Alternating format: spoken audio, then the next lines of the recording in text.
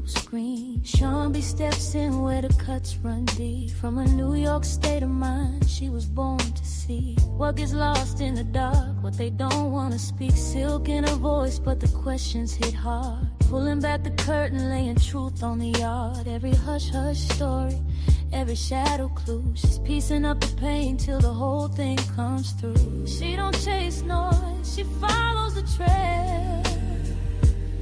When the headlines miss, she will still unveil. With a sharp-eyed soul and a heart that knows some stories need light so the healing can grow.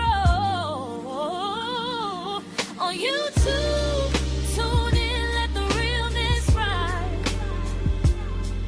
Like, share, subscribe, keep the truth alive. She'll be on the scene, bringing dark today, giving lost names rhythm, giving silence a say. Like, share, subscribe, let the people come through.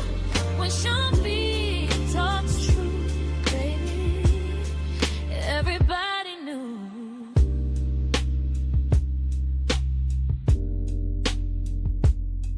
For the tears unseen and the cries turned low, she be lifting up the weight that the world let go. Every fact she finds got a purpose and pulse. Every case she touches makes the silence convulse. No cheap thrills, just grace and fire. Taking buried details higher and higher, where the whispers get drowned and the weak get missed. She's a soulful reminder they still exist. She can feel when the story ain't sitting right. So she walks through the dark just to bring back light. With that grown woman glow, intent and a flare, she's reaching for the truth, cause it's waiting there. On YouTube, tune in, let the realness rise. Like, share, subscribe, keep the truth alive. She'll be on the scene, bringing dark today, giving lost names rhythm, giving silence a say.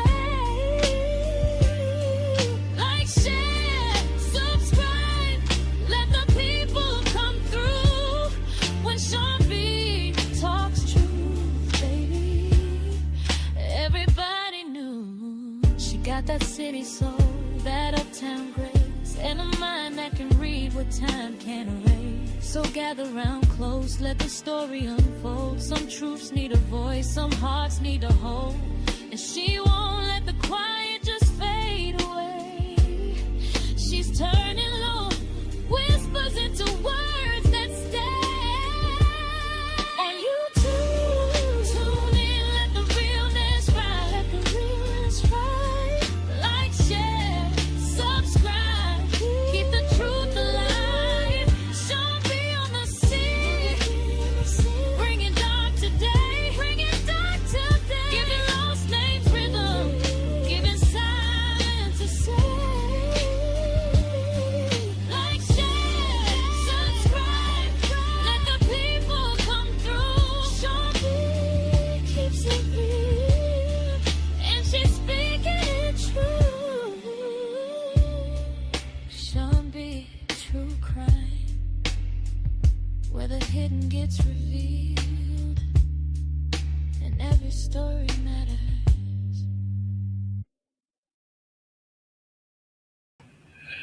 Good morning, y'all. Hey. Good morning. I hope everybody had a good evening last night. It seems like a whole lot's been going on. You know what I mean? It may not be happening, but it just feels that way, right? I feel like these last few days we just all needed to take a collective, long, deep breath in and slowly let it out.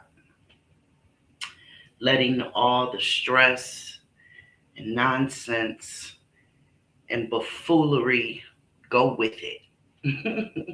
Right? Take a nice long hot shower, scrub all that off of you, you know, wash your hair, all that kind of stuff, and come out of the bathroom, out of the steam, feeling relieved, right? So I hope all of that happened for you guys. I really do. Good morning, good morning. Hey, big drippity drip, my lady mysterious and buttercup. Hey, Miss Linda. Hey, hey, hey. What's going on? I thought I saw Smiley in here. Well, I don't see her name. Oh, there she is. Hey, Miss Smiley, baby. Hug and kiss them babies for me. Thank you. So, y'all, needless to say, yesterday in my household, well, thank you, big drip, drip, drip, drippity, drip, drip. Thank you for being the sponsor of today's live. I love you for that, boo. You know I do. Thank you, baby. Yesterday, man, listen, I had a surprise visit from my grandbabies, and then the house was just woke. Because normally it's just my husband and Doobie and me. That's it. The way it sounds right now is the way my house always sounds, unless Doobie gets a little excited on his game, because the dining room is right under his bedroom, and sometimes y'all can hear him. And if it's at night, well, if a game is on, my husband is too excited. Gets on my nerves. He gets on my nerves. But last night it was my grandbabies, and yeah, the house was excited. It was excited. A lot moving around. And so I was trying to focus on y'all. I was trying to keep with my obligation and scheduling with y'all. But y'all, listen, when that little girl is in the house, she the boss. I'm so serious. Listen, my granddaughter is the boss, and she ain't but 6 months old. She's not but 6 months old. She the boss. That's a fact. But and so uh I can't do the evening lives, y'all. I can't do it unless we just kicking it. But when we're trying to really, concentrate and watch trials and stuff like that, I can't do it in the evening because there is no telling. Hey, Smiley, I wonder why this keeps showing the same message over and over again. But I spoke to you, boo. I hope you heard me, Smiley. It's okay, love.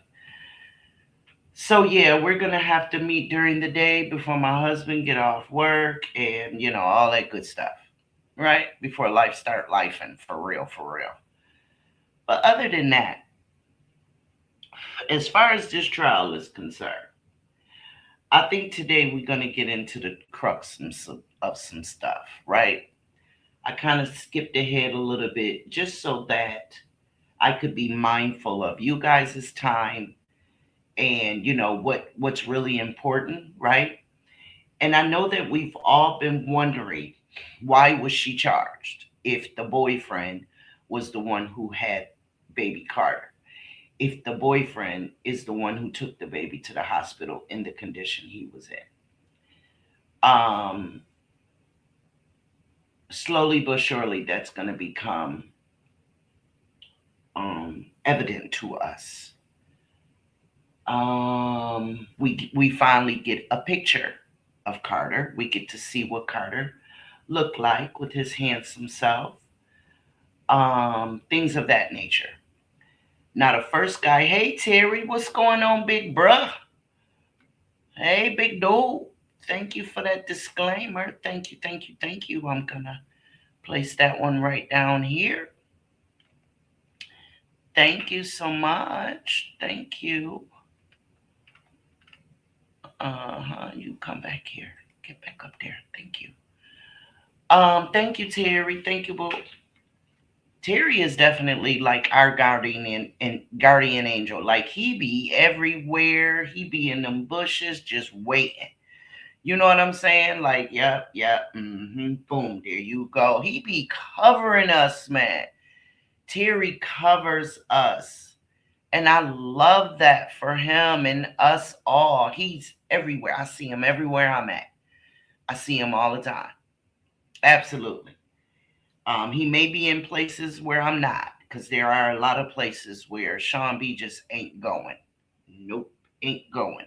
Not interested. Don't give one lousy damn about some places, right?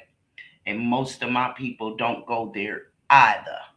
So, in any case, like I was saying, today we're going to dive right into the next witness that came up, which is another pathologist, forensic examiner, medical examiner. He's not a coroner, but he's one of those three, right? Now, let me say something about dude we was watching yesterday. He got on my nerves. I ain't even gonna hold y'all like, yo, dude got on my nerves yesterday because it seemed as if the fact that they were in a trial, in a court of law, they forgot that. And what we saw was like a conversation.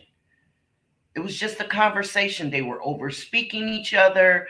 The doctor wouldn't let the DA finish with his question before he was, interjecting and cutting him off and all that kind of stuff. Like, I don't understand how the court reporter was able to do his or her job with all of the interjecting and over speaking. I didn't get it. And that is not how I'm used to a court of law being conducted. Like the judge didn't say a damn word. The court reporter didn't say a word. Like I didn't understand that. There was no order while they were speaking. And it really frustrated me because I'm hoping that nothing was lost to the jury, because justice is what baby Carter deserves. And if the jury can't follow, then they're left to devices that may not provide everything that they need. You know what I mean? Like that potato salad might be missing some seasonings if, the jury don't hear everything that's needed. You feel me? So I'm glad we're past him. I'm glad we got through that. But this morning we're going to jump right into this next guy, and he is amazing. He is attentive. He explains. I won't say he dumbs it down. He just explains it in a way that anybody with any common sense could understand what he's saying. You don't have to have a medical license or medical experience in order to hear and understand and follow what he's saying. So I really appreciate this witness that we're about to see. Now, before we get started, I looked up some definitions in the state of Georgia for you guys. I don't know if y'all knew, but this did happen in Georgia. And one of the things that this witness said, he made reference to the fact that the difference between a coroner and a medical examiner. And a coroner is the person who signs off on the vital certificate, which is the death certificate. A forensic examiner or a pathologist is the one who gets into the crux of everything, the forensics of everything, the underlining details of what happened to that person, right? And so I made certain to bring these up for you guys. Gonna remove that. And I'll read it for you. In autopsy, the difference, a forensic examiner provides the autopsy. The coroner provides and signs off on the death certificate. And so it reads as follows: an autopsy report is a highly detailed medical document outlining a forensic pathologist physical examination of a body. A death certificate is a short official state document used for legal purposes which supply lists the final cause and manner of death determined by that examiner or coroner's investigation. Okay. Then it broke it down.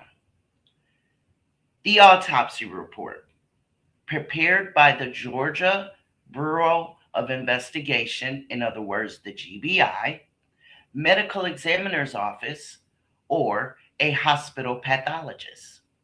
It contains extensive data, including internal organ examinations, toxicology results, microscopic findings, and the exact physical circumstances of how the death occurred. In other words, the crux of what happened to that person, right? Okay.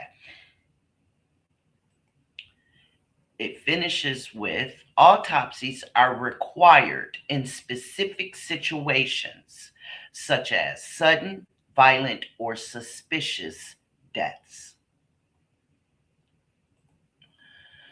A death certificate is a vital record document originated by a funeral director and signed by the county coroner or physician. It serves as a legal proof of death and generally only summarizes the cause, the specific disease or injury, and manner: natural, accident, suicide, homicide, or undetermined of death. The cause is what happened to the body.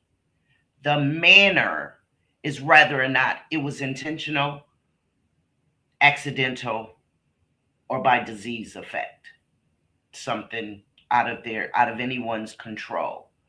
Or sometimes they can't come up with a manner of death at all. Oftentimes that's because the body is so deteriorated.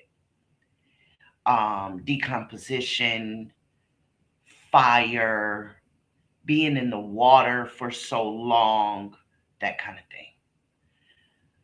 But sometimes, even if a body is in water, the organs, depending on the time frame is very important when it comes to determining the manner and the cause. Because, a lot of times the way I heard them explain it is a lot of times you can't determine the manner if you don't know the cause. Right? So I just wanted to bring those up for you guys to give a little bit of understanding between what brings us to these trials in the first place when it comes to the death of a human being. A lot of people think that the coroner is the same as a forensic pathologist, and they're not. They're not the same. Oftentimes in these movies that we watch, we only see that one doctor. That's why you can't rely on movies. That's why. Okay. All right, y'all. Let's jump right in this here with the bad teacher. Bad teacher. Yes. And this is the new guy for today. Let's get right into it. Good morning, everybody. So this is back in 2020, 2021. So you're the chief medical examiner for the Georgia Bureau of Investigation. I believe that's the Division of Forensic Sciences. Correct. So where are you kind of headquartered? So the headquarters are in Metro Atlanta, in Decatur. And at the time, I believe we had two other offices. One was in Macon and the other in Cooler, which was a coastal Savannah office. I was headquartered in the Atlanta office, but I would travel, obviously, throughout the entire state, considering the fact there are, 155 of the counties in the state where we did that investigation for them. And so I'd be traveling quite a bit, but I was headquartered in Atlanta. Okay. And so I think earlier you testified as chief medical examiner, you kind of oversee the medical examiner's office, is that correct? Yes. Duties that are specific to certain types of cases or something like that? Both in the morning and in the afternoon to discuss the cases that came in, meetings, and this was with all the offices about difficult cases in pediatrics, neuro, and cardiac. A number of the other physicians, the other medical examiners, would bring cases to me to review. That an autopsy has been performed on a child named Carter Ambrose. Yes. Do you remember when that was? I remember that it was in November of 2020 is when the case was performed. I have to be honest, I don't recall when I was first notified of the case. Okay. But at some point, did your involvement increase in that particular case? Yes. Okay. And what was your involvement? What was the reason for that? Did you walk us through? Sure. So the general approach to a child death is just like any other case. We have to look to see if there's traumatic injuries, if there's natural disease, is there something that predisposes the child to something?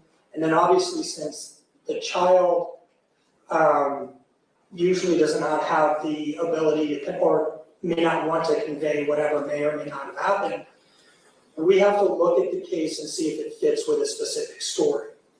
And so this was a child with a fairly isolated injury. And I say injury again in a general term. What caused the liver to be injured?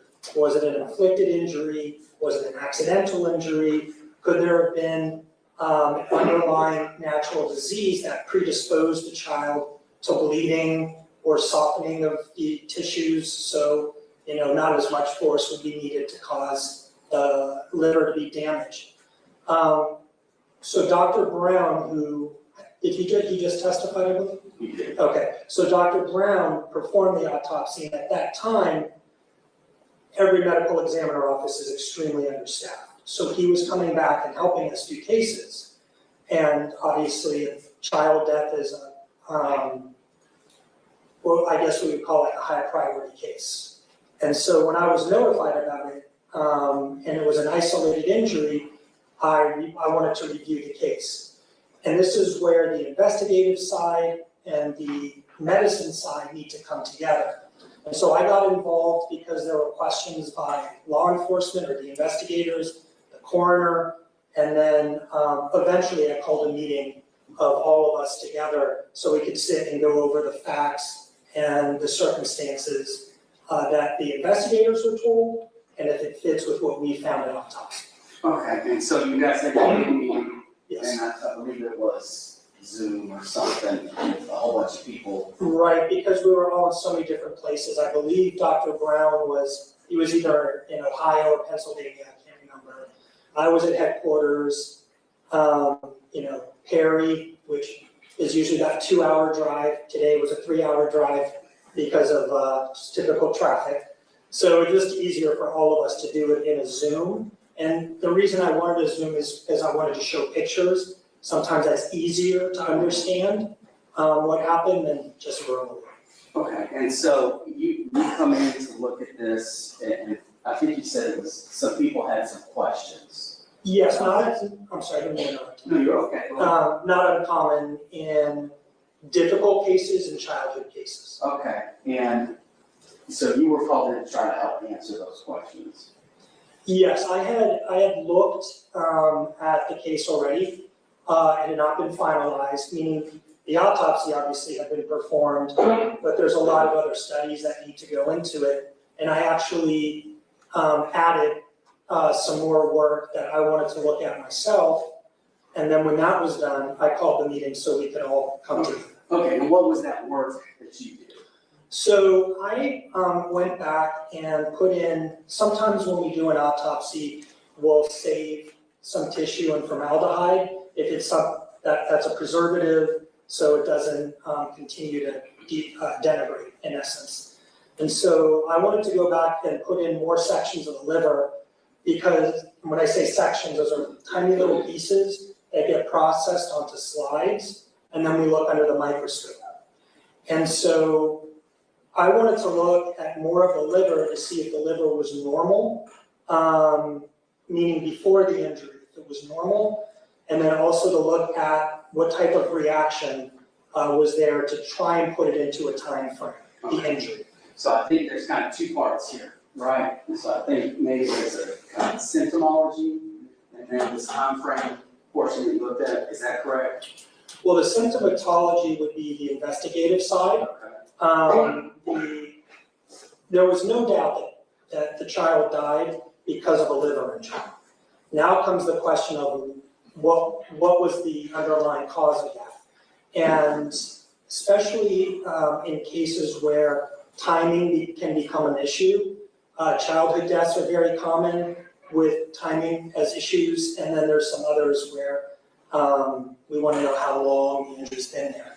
So for me to feel comfortable, I went back and I put in more sections. So that's the timing aspect. Okay, well, let's back up to the underlying issue aspect. Sure. So what all did you do to see if there was an underlying issue?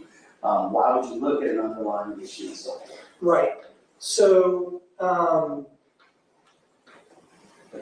anyone who knows anybody that, let's say, now I'm moving away from children for a second, just to give an example.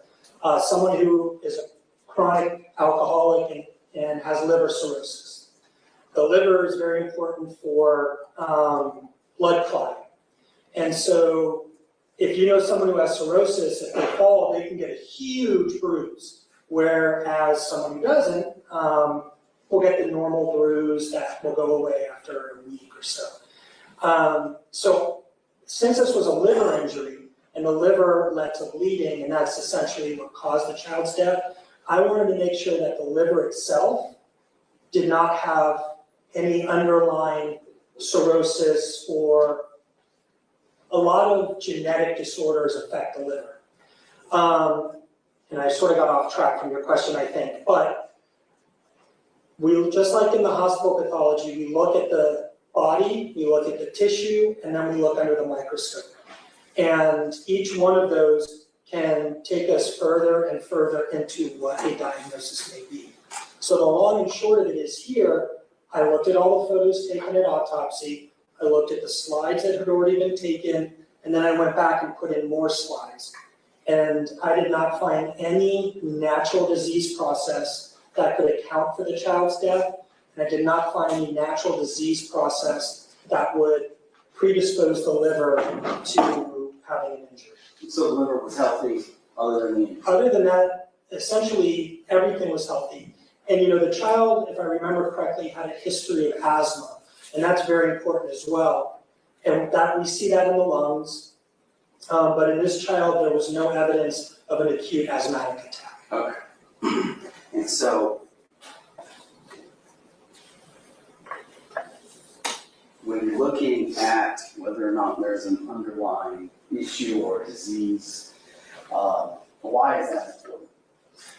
For predisposing factors. Again, if I were to fall and hit my head, I probably should not have bleeding over my brain. Whereas somebody who may have that cirrhosis or some underlying disorder, same exact fall, may predispose to bleeding.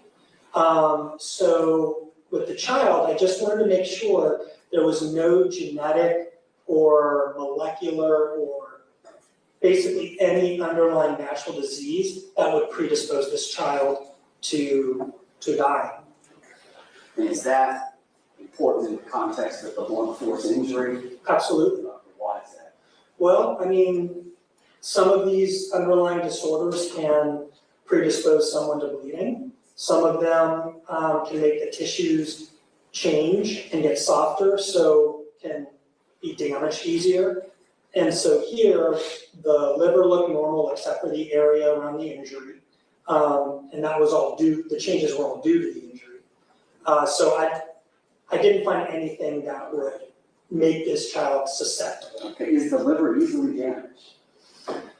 No, it takes a decent amount of force to cause a laceration of the liver.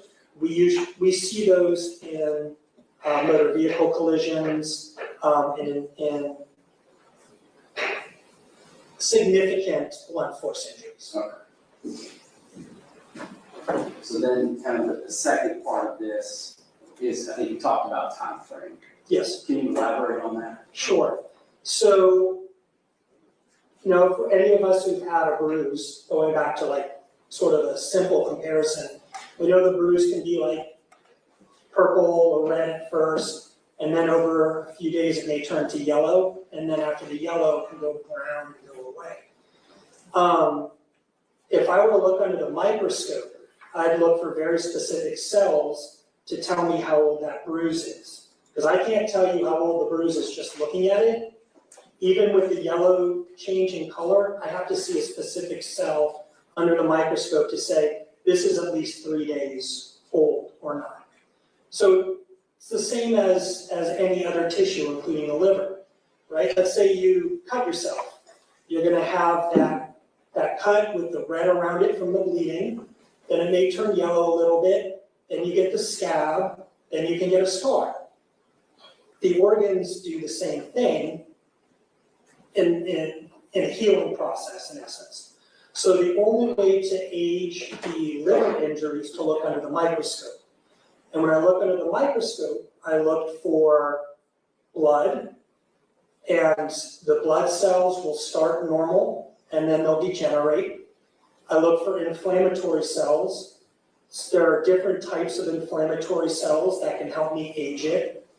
I look for these spindly cells that come in, and that's what ends up forming a scar. And then I look for that yellow, that cell that's called hemosiderin. It's a breakdown product of blood, and that shows up at around 3 days after an injury. And we use a very special stain called an iron stain because it contains iron. And if we see it, we know that injury's been there for about 3 days. If we don't see it, and then we can add in all the other inflammatory cells, we can give an age range to that injury. Okay, and so when you were looking at, considering all these different things that you just explained to the jury, what did you see? So I saw blood that was degenerating. I saw the liver tissue dying, which in the autopsy report is called necrosis. I saw inflammation. I stained it for iron. I didn't see any iron. Even before staining it with iron, I didn't see any of that yellow discoloration. I did not see any of those spindly cells coming in to try to heal it. So when I took all of that together, it told me that this injury occurred somewhere from 1 to 3 days prior to the time the child died. So the pronouncement of death. Okay, so if you take the pronouncement of death, you have to go back full 24 hours. Is that correct? Right, somewhere around 24 to 72 hours prior to the death. Okay, so if you died Tuesday morning, you're gonna have to back up, right? So Monday morning. Right. So the injury would have occurred somewhere from Monday morning back to Saturday morning. So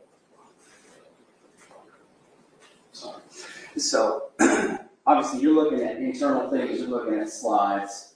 Are there kind of external symptoms that can be present that someone may be experiencing that could indicate a laceration in the liver?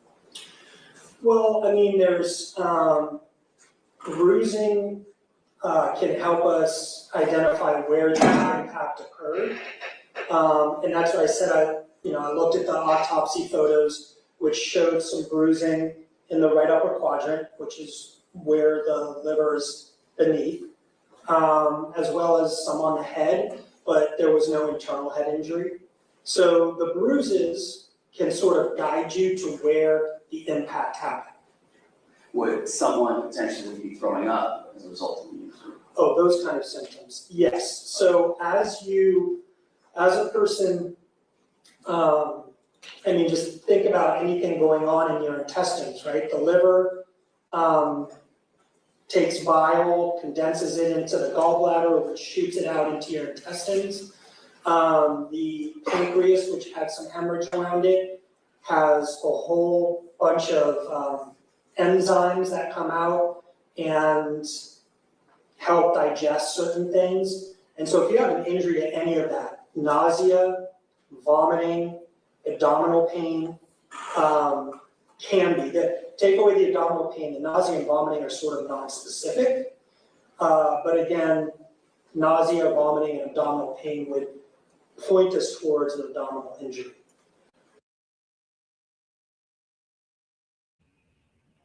What y'all got to say about that? Remember that the nurses, the plethora of nurses that we've already heard from, said that the boyfriend said the baby had been throwing up. We don't throw up for no reason, right? And so let's think about it. Your baby come to you and say, "Ma, I don't feel good." And you say, "Well, does it hurt or do you feel sick?" Well, this baby had been complaining that it hurt. Yes, Linda. Yes. This baby had been complaining that it hurt. He didn't say he felt sick. He said it hurt. For 2 or 3 days, this baby was saying his tummy hurt. Yes, lady, for more than a day. Now, it's significant. I'm going to tell you, man, these district attorneys, I love when I can sit back and y'all know, like the cliche on YouTube is watch the play.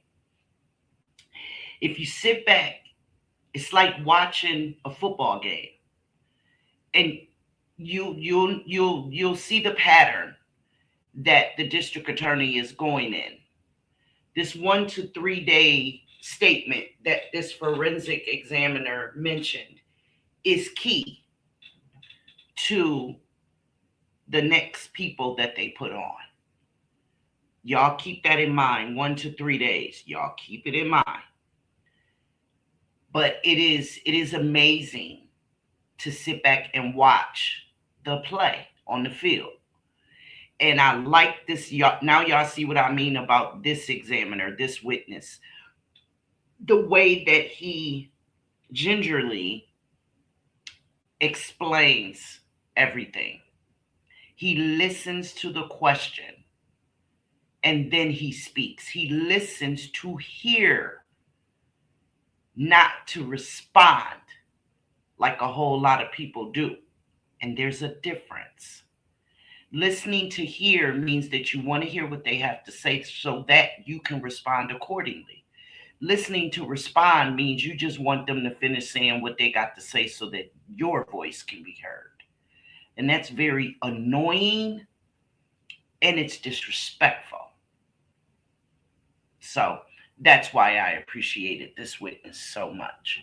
But y'all sit back and watch the play because it's happening. Or a natural process. But again, that's why we do a complete autopsy and we look under the microscope. And so you've given us this time frame, right? And you said that you reviewed the case file, like I said, this meeting, you familiarized yourself with it, and you know, I mean, it's been deemed a homicide, right? With blunt force impact to the abdomen causing the lacerated liver. Do you guys look, and you've described a lot, but do you look at, so, I mean, it's a homicide, and I know that you referred to, car wrecks earlier, stuff like that. Why isn't it an accident? Sure. So, and I'm sorry if I'm repetitive, I don't know what Dr. Brown testified to, but we basically have 5 manners of death. Natural, which we ruled out through the autopsy. Suicide, I mean, this is not a suicide, that's an intentional self-inflicted injury. Accident, and a I'll explain how we determined not accident and yes, homicide. Homicide, which means death at the hands of another individual. And then the last is undetermined. And undetermined is if we don't have enough evidence to go one way or the other. So here, this is part of the investigative process, is to get the information that was the investigators have compiled. To lacerate a liver in an almost 3-year-old child, you have to have a very focused injury, very focused area of pressure. And externally on the skin, there were multiple bruises, not a single bruise, but multiple bruises in the area overlying where the liver is located. So that moves us along the route of more likely than not homicide at that moment. Then you think about the mechanism. A child who's running like a toddler is running around, not usually, I don't think I've ever seen, would fall and lacerate their liver. They may fall and bruise their hands, or they may fall and skin their knee, or something to that effect.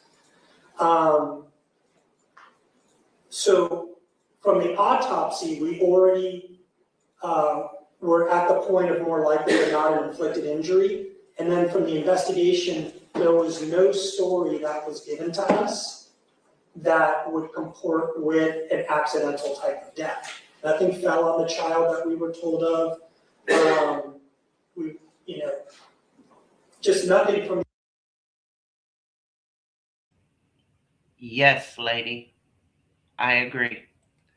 If y'all heard, he said many different bruises. Many different bruises means a repetitive force, right? A repetitive force. When a person falls, they just fall, right? So it would be that one bruise. This witness just said many different bruises. And if you saw his hands, he was moving his hands around, right? That means there was a repetitive force in that baby's stomach. And the stomach is just a general word used for that area of the body, because your liver is behind the abdomen. So yes, lady, like a punching bag, or something just repeatedly kicked him. I'm leaning there. I sure am. I'm leaning there. Right with you, boo. The investigation pointed towards an accident. And so, when we discussed on the phone prior to your testimony, one of the things that we discussed was CPR, whether or not CPR could cause this type of injury. Right. Can you kind of elaborate as to whether or not that can be true? Sure. So CPR can cause injuries to internal organs. More often that's in an adult, because our ribs are much firmer than in a child. So when you do CPR in a child, the ribs have a lot more cartilage still, so they're more flexible than in an adult. But when you do CPR, the heart is over the center and left of the chest. So you're doing CPR here. The liver's over here. The only times I've ever seen liver injury as a result of CPR is, and when I say adult, I'm talking about like in the teen ages all the way up, is when there's been aggressive CPR on an adult and you have rib fractures, and because they press so hard, and then you can see the ribs are pushing down onto the liver. So that's part one. Part two, again, multiple marks that were round and circular in the right upper quadrant of the abdomen. I don't think I've ever seen that in CPR. Multiple round contusions or bruises. Y'all see what I'm saying? Y'all feel me? Smiley, Drip, Linda, y'all feel where me and Lady coming from? like he was a punching bag or a kicking bag. You know what I'm saying? He keeps moving his hands in a circular motion or all around that area of this baby's body. And I like the fact that he demonstrated, he didn't just say it like the other guy did yesterday. He said, no, it wouldn't have been CPR because that's done in the sternum. That's what the guy said yesterday. Well, a lot of people don't know what the hell the sternum is. And a lot of people don't know that our heart is not in the center of our chest. Our heart is in the left side of our chest. Right? Yes. Roughing them up, lady. Yes.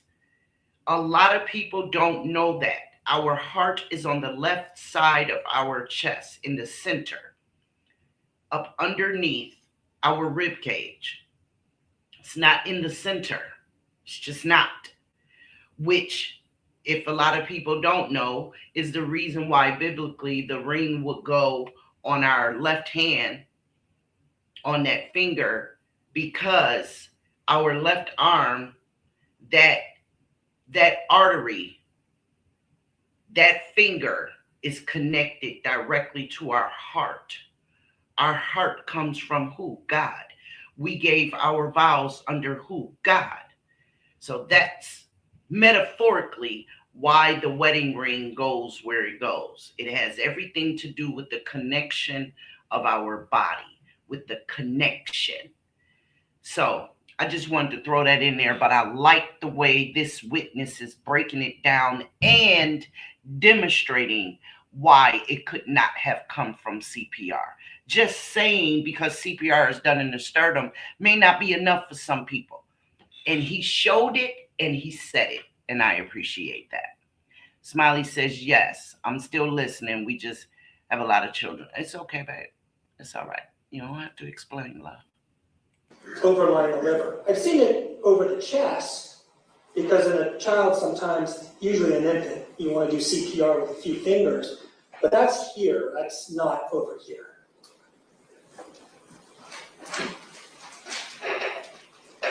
Let me ask you just one question. Do you charge for testifying?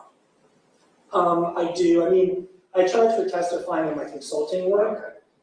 Here, since I don't work for the GBI anymore, I basically just ask for a little bit, so you got to take the whole day off. Right, and so have you asked for that money? I did. How much is it? $500. Nothing further, no. Mr. Brewer, please repeat. Thank you, Your Honor. Dr. Isaac, good morning. Good morning. My name is Jeff Crew. I'm a lawyer from Warner Robins representing Ms. Davis in this matter. Let me ask you a few questions. Get some of this out of the way. At the time that you were, November of 2020, you were the director of all of those that were in charge of performing autopsies in the state of Georgia, is that right? For the GBI, I was not in charge of it. So Fulton, Cobb, DeKalb, and Gwinnett have their own medical examiner offices. Okay. So I was not in charge of that. But you were in charge of the office there on Panthersville Road in Decatur, and also the one in Toddler and the one in Macon, is that right? Yes, sir. How many pathologists or forensic pathologists did you have under your employ? So it varied over time, but some were, if I remember correctly, between like 11 and 15. And is it your recollection that this autopsy was performed soon after the child died there in the Macon office by Dr. Brown, is that correct? That's correct. I mean, you weren't there for the autopsy itself. I was not. And I take it at some point in time you became involved in this case because would it be a fair statement to say originally that it was undetermined as to the manner of death? I don't think it was ever undetermined, and I think we may be saying the same thing, but I use a little different terminology. If we were to say undetermined, that would be on a death certificate. To me, it was still in the investigative process, so we had not come to a final conclusion yet. All right. And And of course, you had talked about where sometimes, if there were a problem autopsy or a problem with determining the death of someone, that you would meet with, you would have a meeting of some sort? Well, every case we get initial investigative information. If there are questions, law enforcement may reach out to us or we may reach out to them. So yes, there are times where we would either meet with the coroner, sheriff, district attorney, law enforcement. All right. And in this particular case, once again, there was a meeting of some sort between your office and the district attorney's office for Houston County and the sheriff's department. Is that correct? Yes, sir. And that was several months after the death of the child. Yes, sir. Do you recall when that meeting was? Was it September? I honestly have no idea.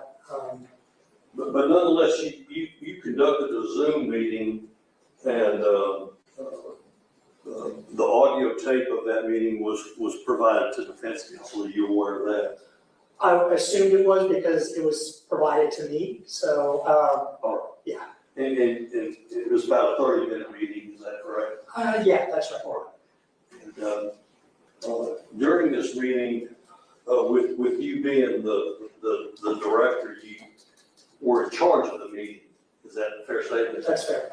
And Dr. Brown participated in this meeting, is that right? That's correct. As well as other forensic pathologists in your office, is that correct? So you're probably thinking of Elizabeth Andrews. She's not a forensic pathologist. She is, at the time, I don't think she's with the GBI anymore.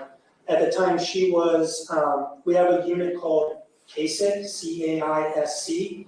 It's a Child Abuse Investigative Support Center. And she was an investigator in that group. So basically, she was out, the GBI medical examiner's investigator for childhood deaths. All right. Yeah, but anyway, she was part of this meeting, and I take it that our current district attorney, Eric Edwards, was part of that meeting. He was an assistant DA at that time.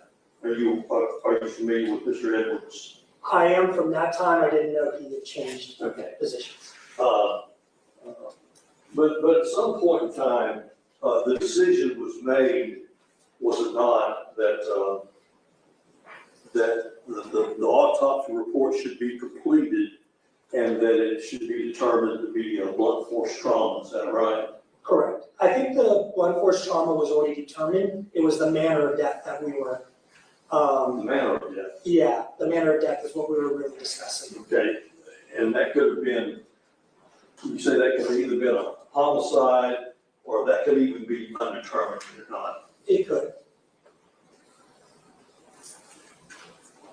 Yes, my understanding from listening to this audio of your Zoom meeting, that the decision was made that Dr. Brown would sign off on the autopsy report, is that right? Yes, he's the one who performed it, so he would sign off on it. Okay, and that as a matter of course, you yourself would do the peer review, is that correct? Correct. And you sign off on that immediately as well, is that correct? I- Or you did the peer review and then he signed off on the report? No, it's the, actually, that's a good question. I don't remember the process. Usually it's signed off already. And then, no, we do the peer review first and then it's signed off. All right. And then at that particular point in time, once the autopsy report is done, then that is that typically submitted to the coroner of the county? So it goes into our system and the coroner is usually gets a copy and then anybody else can request a copy. All right. But the coroner wouldn't sign off on an autopsy report until it's been signed off on, of course, by Dr. Brown. Oh, I see what you're asking. The coroner does not sign off on an autopsy report. The coroner, in the state of Georgia, the coroner will sign the death certificate, but they do not sign off on the autopsy report itself. Just second term. And once again, as far as, do you recall when you became, involved in doing the additional testing on this case? Unfortunately, since I'm not at the GBI, I don't have access to the system, so I do not recall when I actually would have done that. I can give I know we're not supposed to give assumptions or guesses, but usually it takes a number of months anyways for an autopsy to be finalized, the report. So I'm sure it was probably at least 3 or 4 months before I even got to, involved and took more sections. But I do not recall when I did that. What are some of the other factors that you look at before, well, let me ask it this way. Are toxicology reports necessary? In most cases, yes, not in all. Okay, and if the toxicology reports are completed within a month or so, that sort of should speed up the process of completing an autopsy report. It depends on the case. So if it's a case where toxicology is really the deciding factor of is it a drug overdose or not, or were there drugs in the system or not, then it may speed it up. But I can tell you that I've worked in many offices. There are toxicology reports that come out and the autopsy is still not signed out for a number of months. Okay. And as far as, you mentioned to us before that you anticipated that the whatever injury sustained by the child was 24 to 72 hours prior, is that correct? Yes, prior to the time the child was pronounced dead. Okay, could it have been more than 72 hours? Well, we don't have that yellow discoloration, the hemosiderin, and that becomes apparent at around 72 hours. And there's no, what we call macrophages, which are those chronic inflammatory cells. So to me, maybe 73 hours, but nothing dramatic. Could it have been, instead of 72 hours, could it have been 24 hours before then? I don't believe so. I don't believe we have the cellular changes that would have taken it out another 24 hours. Okay. And as far as, you say it was between 24 and 72 hours, could it have been sooner than 24 hours? So, in other words, could the injuries have occurred within 6 hours of the child dying? right, no, I understand, and I don't believe so because, again, of the cellular changes. And there are actually articles within the forensic pathology and actually hospital pathology literature as well that dates the changes or dates the injuries via the changes under the microscope. And I actually pulled out one of those articles again when I was reviewing this case back years ago at the GBI, and the cellular changes are between that 24 and 72 hours. And that's a determination that you made and not Dr. Brown. I know I made that. I don't know if Dr. Brown made that. Just say it.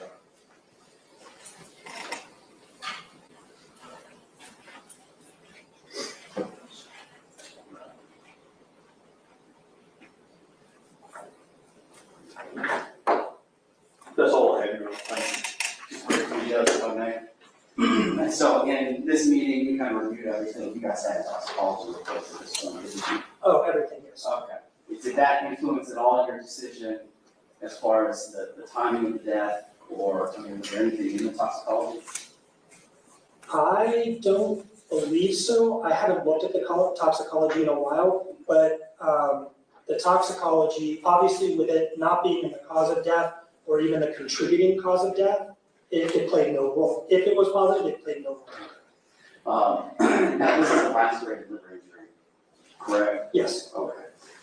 What kind of pain would one experience with that? it would be that's why it would be very painful.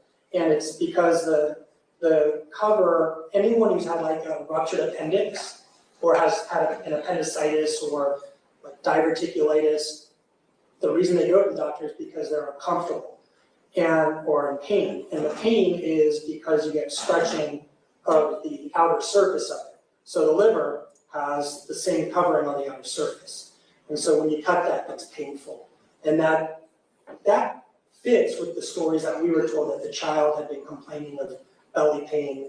I believe it was for a few days. Nothing further. Anything else? Nothing else. Thank you, Doctor. You're very good.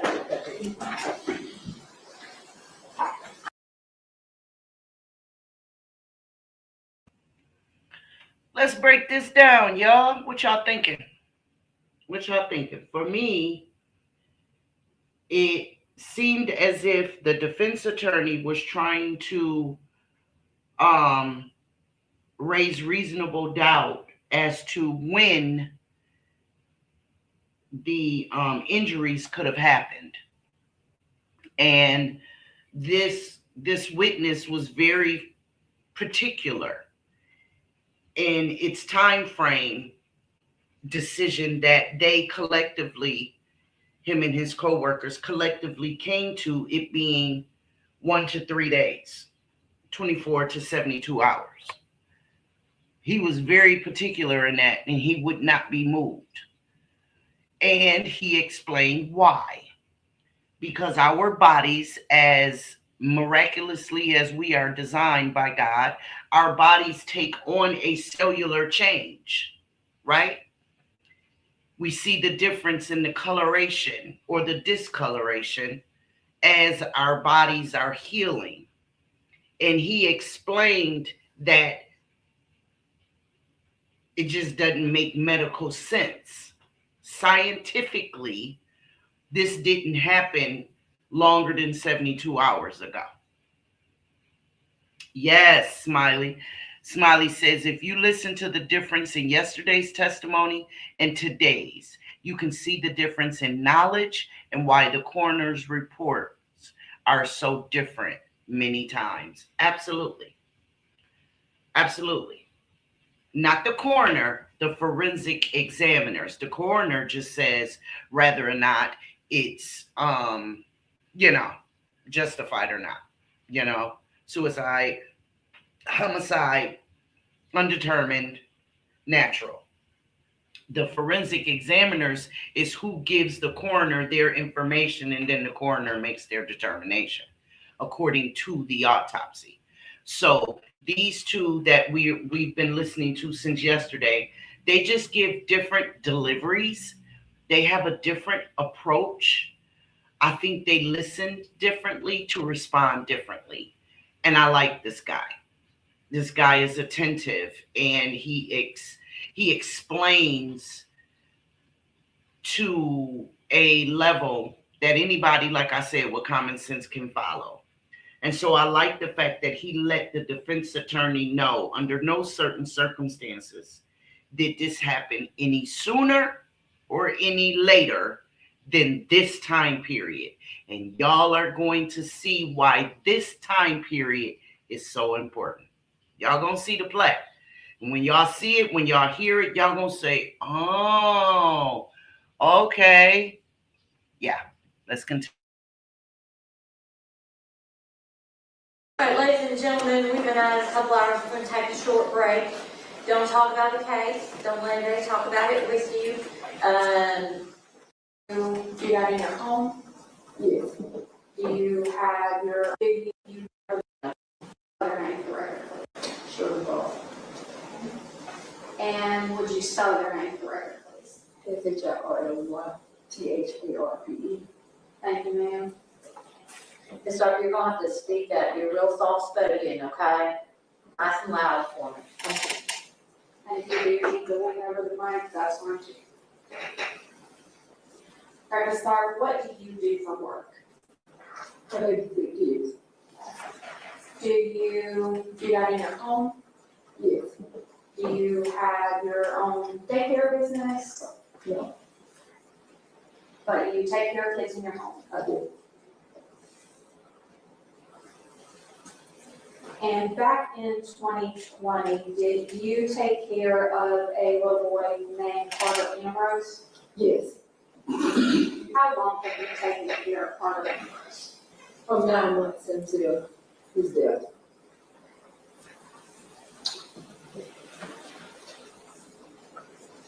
So let me talk to you about that. Let's start. You kept him since he was 9 months old until his death. Yes, Did you keep him the day of his death? no, Did you keep him the day before his death? no, Let me back up a little bit further. Did you keep him the week before his death? I had him on Friday. Did you notice anything was wrong with him on that Friday? No, When you kept him on that Friday, what was he doing that day? simply playing with the, he had started playing with the other kids. If he had his tablet, he was on his tablet or watching TV. Pretty much, he was alone, he was mostly to himself. You said he was a little bit of a loner. Uh-huh. Did he have a nickname or anything? His nickname with me, I called him Baby Carter.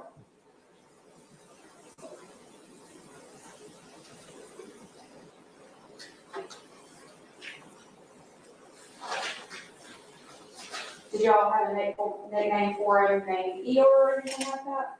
No, You called him Baby Carter. yes,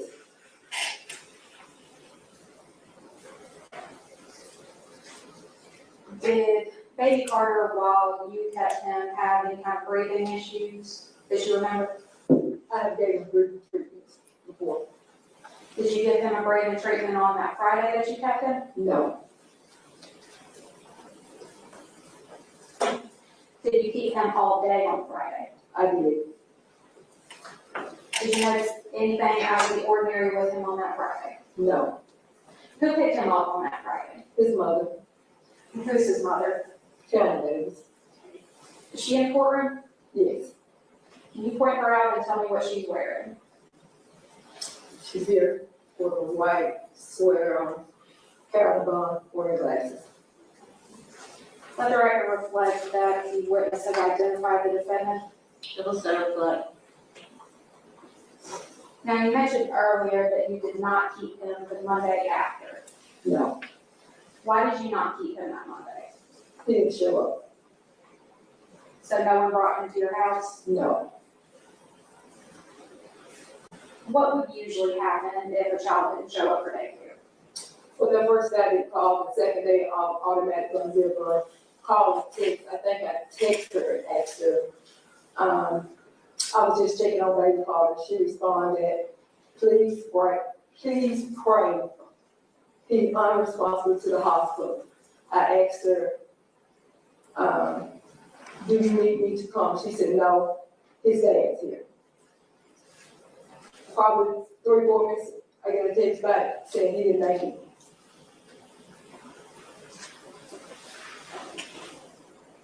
Did you keep in contact with Kiana after that? Yes, Did you attend Baby Carter's viewing? I did. If you don't please answer the relevance in this. I established that you kept contact with Kiana after that? Is there, let me see counsel up here.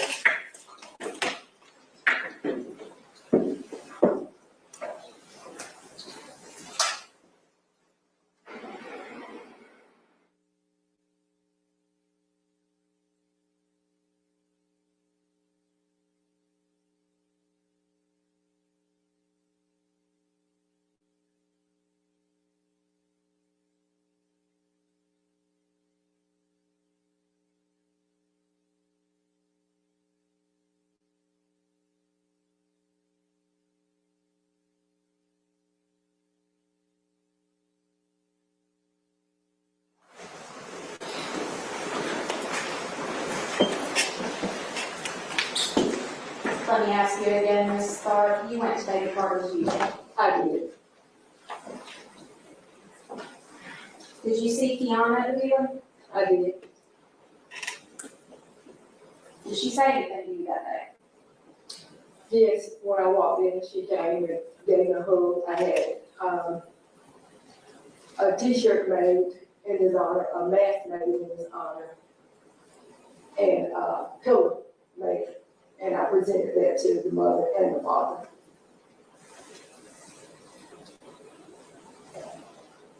What did she do when you did that? She, like I said, she gave me a hug and she told me and my two daughters and my sister and two of my grandkids was with me. She took us to the room, well, she probably took us, she never did go in while I was there. So we invited me. She never went into the room where Baby Carter's body was at No, while you were there with you. no. Thank you, ma'am. And Judge, I don't understand the relevance of that. Objection, never ruled. Go ahead. Did she say anything else to you while at the viewing? She said that she wanted to remember him like he was.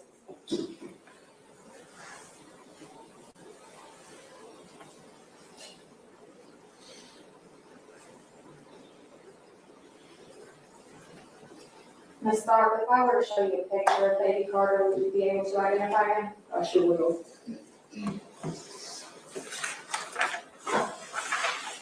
We have no objections to the photograph, no? All right. May I approach him? Ma'am. Let the record reflect, I'm showing the witness what has been marked in State's Exhibit 12. Ms. Tharp, what is this a picture of? Baby Carter. Is that how you remember him? Yes, And is this photo a fair and accurate depiction of what Baby Carter looked like? yes, Has been changed or altered in any way? no. Your Honor, at this time, the state will tender the evidence State's Exhibit 12. Objection. It's admitted. So, Ms. Tharp, that's Baby Carter. That's Baby Carter.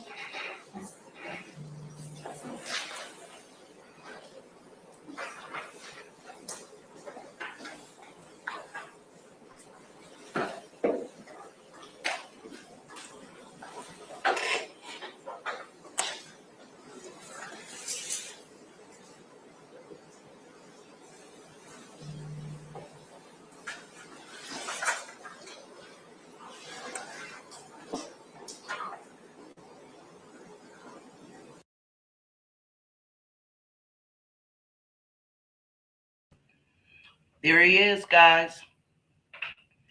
There's Baby Carter. I stopped it just in case anyone wasn't looking at their device so that you can take a look. They're not going to leave the picture up. But there's Baby Carter and his little self in all his chocolate glory. There him is, just as precious as he want to be, Drip. Yep. I dare say he must have looked like his daddy.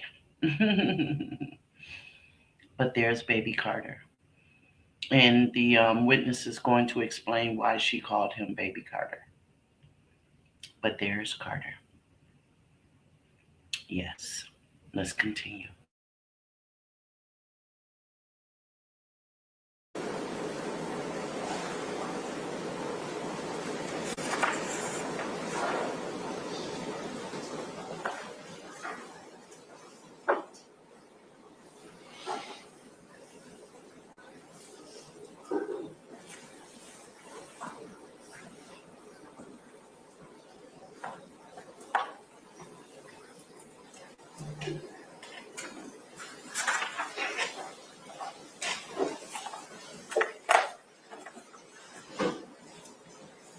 Ms. Tharp, while you were at the viewing, did Keon say anything about he's in heaven now? She said that when I want to say either, it was the same day that he passed, I was crying, she was crying, and then she stopped and said, he's in heaven. So that was the same day he passed, that she said that.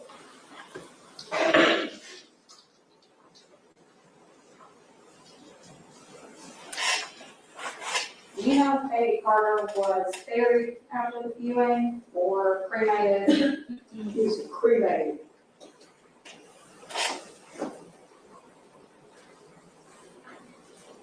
Did you think there was something wrong about that? If you don't, please. Objection sustained.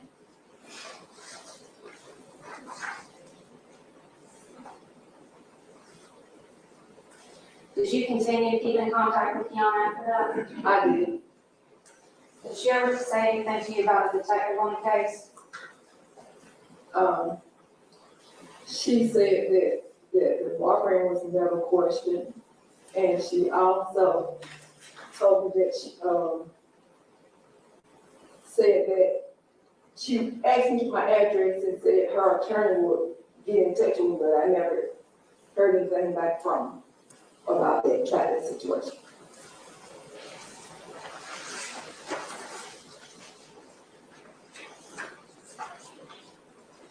Did she ever tell you that the original detective was no longer on the case? Yes.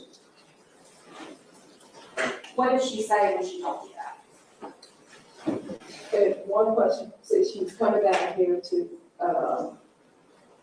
give his autopsy report, and she's supposed to be coming by my house afterwards.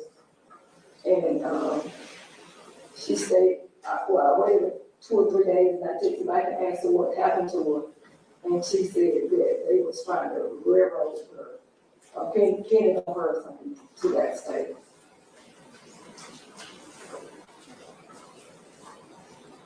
Did she ever brag to you about the original detective no longer being on the case? Yes, What did she say when she said that?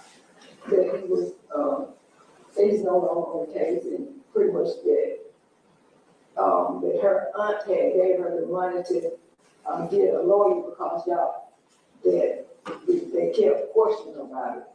And I guess after you get an attorney, you'll have to talk to her. Ms. Clark, I've got a few more questions for you about the Friday with the cat part. Okay?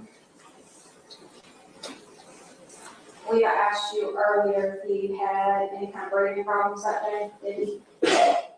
You didn't have to give him breathing treatment? No, Did you notice if he had fallen or anything while he was playing with the other kids? no, And in your experience, keeping him seemed pretty normal that day? no, Didn't look like he had fallen, no, but then come Monday, he's not at daycare that day. no, And come Tuesday, he's not at daycare that day. no.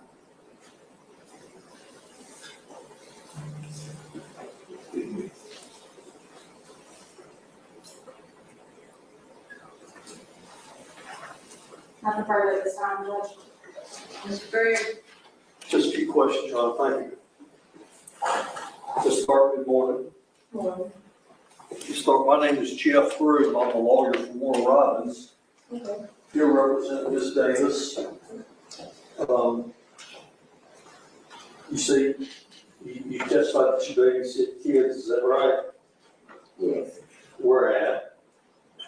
Then it was at my house at 42 Mirror Lane, Okay, where do you do that now? at 109 Granville Way. 109 Granville Way. Randall Lake, okay. But at the time, you kept, you said you called him Baby Carter. I did. You kept him from 9 months until he passed, is that right? That's right. And this is on Mary Lane, is that right? Mhm. Okay, let me ask you this, would you keep him 5 days a week, 4 days a week, or? Usually I did, sometimes the dad would, if he was off, he would have him. Sometimes if he had a doctor's appointment, sometimes he got sick and she had to come pick him up. Yeah, I mean, Baby Carter was a sickly child, was he not? He had, sometimes he had breathing problems, but Right, not that often. right. But before you kept him, but you were made aware, were you not, that he was in the hospital within a few days of him being born? I never know that. Never knew that.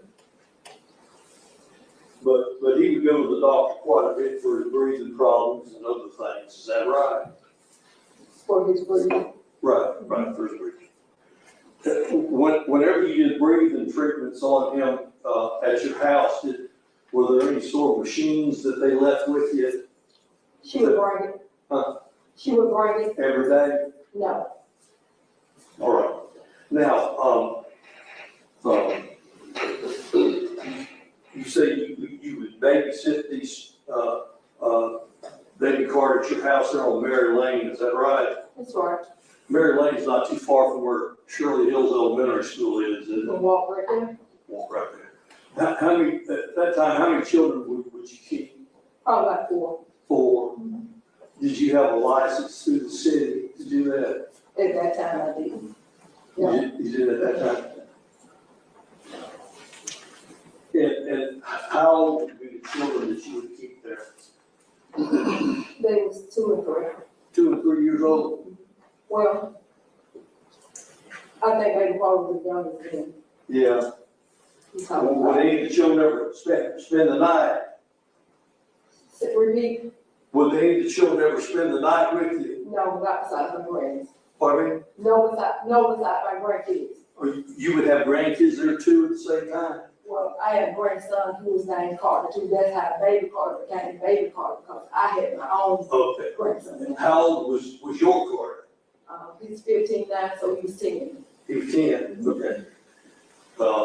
And during the daytime, I mean, what time would baby Carter be dropped off at your place? Between 7:30 and 8. 7:30 and 8? And what time would he be picked up every day? Usually around 5:30, between 5 and 5:30. Okay, now, there towards the end of baby Carter's life, are you aware with where Ms. Davis was working at? She's working in Millersville. Okay. Was she also working in Warner Robinson? When I got baby Carter, I think she was working in Macon. She was a school teacher, was she? She worked for the college and she would go to different schools, is that right? Well, I don't know about going to, I just knew she was working in Macon, and then at the end, she was working in Millersville. All right. Do you know what kind of work she was doing? I didn't. You didn't know? I didn't know she was the school teacher until she actually moved to Atlanta. Okay, but when she moved to Atlanta, this was after baby Carter died, when she moved to Atlanta, is that That's right? correct. And she was a school teacher up there. Yes. Judge, I'm gonna object at this point. What's the relevance of this? I think we've hit the limit of relevance, so the objection is sustained. All right, Ms. Clark, let me ask you this. You stayed in touch, well, let me ask you this, on the Friday, the last day that you kept baby Carter at your place, do you know how many other children you had there that day? 4. Four. 3 with me. Pardon me? 4 altogether. All right, and,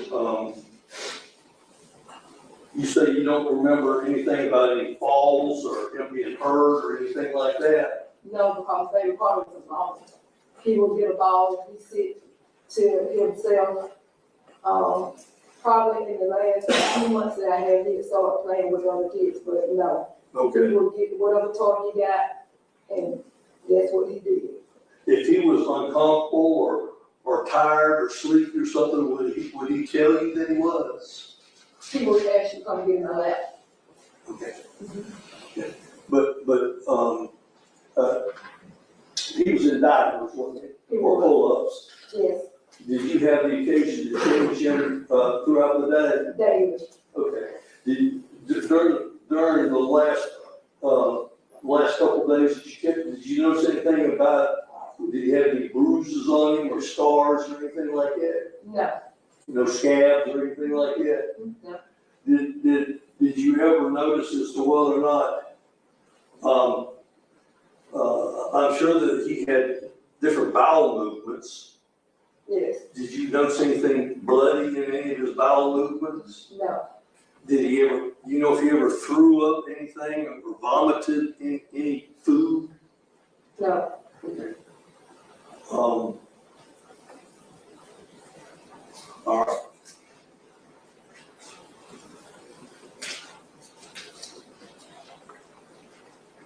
Ms. Stark, when you were there taking care of baby Carter and these other children, were you the only adult there? I mean, did you have other adults there? no. Well, not adults, but at the time that, right before his passing, there was the pandemic, so I had, like I said, my 10-year-old grandson, and Kennedy should have been by 6, but also she was just had been, she had been 3. She just been diagnosed with, Who are you talking about? I'm talking about granddaughter, Your granddaughter. yes. She just got been diagnosed with, being diabetic. Yeah, not bad. And when I talked to Kiana, maybe the next day, and I was telling her, at this time, she had been sent to the emergency room, and she was in intensive care in Macon. And when I talked to Kiana, probably the next day, I'm telling her what was going on with When was this? Kenny, the When was next this? day after he passed. All right. The next day after he passed. Okay.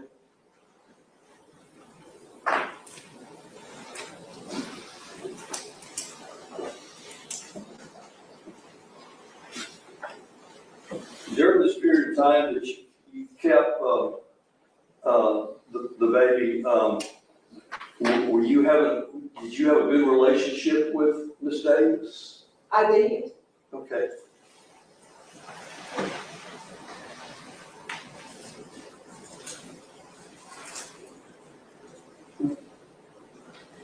Would you agree with me, ma'am, that people grieve in different ways? Sure. I mean, you grieve different from the next person, that's their statement? We all did. So, yeah.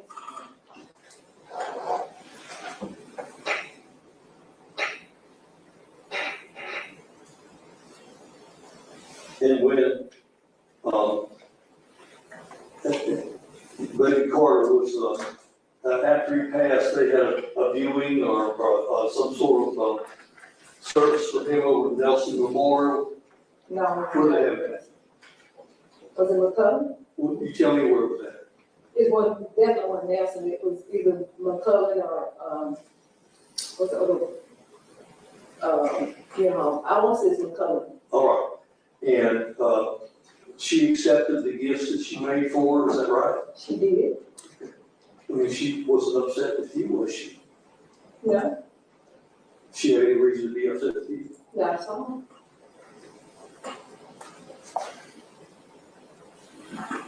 Is there some reason why you were upset with her this morning, Ms. Davis? I was upset. Out in the hallway? No, ma'am. No, sir. Kiana walked past, me and my daughter was sitting out there. She walked past, rolled her eyes, and looked us down and said, I slapped the shit out of you. She said that to you? That's what she said. She said that to you? She said, And you're- either she talking to me or she talking to my daughter. But we both was sitting there, but that's what she whispered and said. Yes. Okay, she said that to you. She said, she was looking at me and my daughter, so who she was talking about slapping, I don't know. Oh, okay. But that's what she said. All right. Daughter said, yeah, talking to me or she talking. And me and my daughter was sitting out there, she walked past, rolled her eyes. And All of you were upset with her this morning, Ms. Davis? I was upset. Out in the hallway? No, ma'am. No, sir.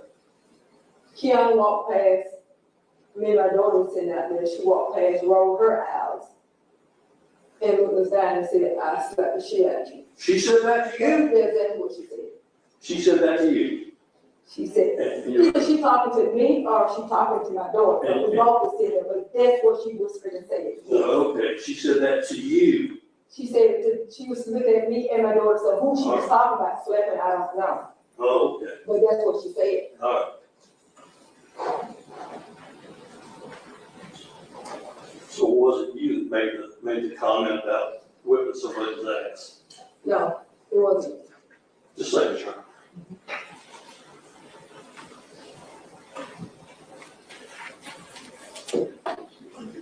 Sure it is.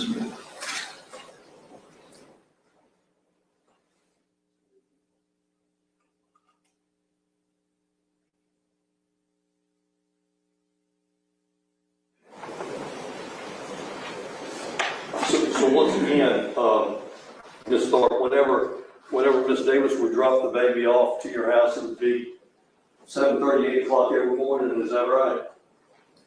Pretty much so. Would it be earlier than that? I mean, like 6 o'clock? Could have been. We're talking 5.5 years ago. Well, I'm asking you if you remember, if you don't, that's fine. Right. It sometimes may be early, but yeah. And either Miss Davis would drop the child off, or the baby's father could even drop the baby. Yes. off. And one of the two of them would pick the child up every time. That's what I always seen. I never seen anyone of her family member besides her or the baby father pick him or drop him off. Okay. Judge, I don't have anything else, Ms. Stark. Anything else for her? Yes, Judge.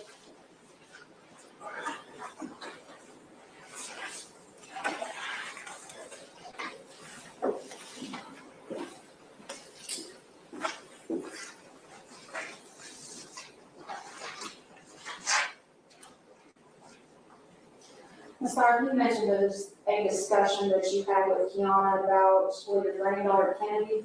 Yes. Okay, tell me about that discussion. I took Kennedy. Kennedy was throwing up. She had diarrhea. She couldn't walk. So I pulled my car up to the front and her brother told her out to the car. She had to be transferred to Macon. And the next day when I talked to Kiana, I was telling her what was going on with Kennedy. Everything that I said was going on with Kennedy, she was saying the same thing that was going on with baby Carter, that he was throwing up, he had diarrhea. Did she ever have any kind of discussion with you about him falling?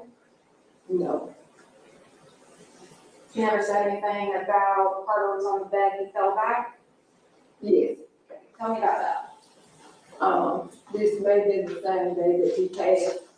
And she said he was on the bed and he fell back and he said, oh, Did she say anything else? that she think that he passed, when he was in the car with the boyfriend while she was on the phone.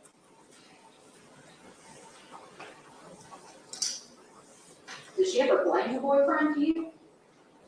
No. Let me ask you a couple more questions about the Friday that you kept informed about. You would have changed him that day? 4 or 5 times. Change him every day? That was normal? Every day. And you would, I assume because it's a daycare, you would feed the kids, right? She brought him to school, yes. So, let me ask you this then. Kiana brought his food, Yes. and he ate that. Yes. Did he seem to have any problems eating? No. No problems eating, bowel movements normal? Yes. Did he eat a lot? He ate? Yes. He ate what she brought. Did he seem happy that day? Fine. So, for all intents and purposes, a normal day for him. I know he did. And because you would have changed him, he was still in diapers, right?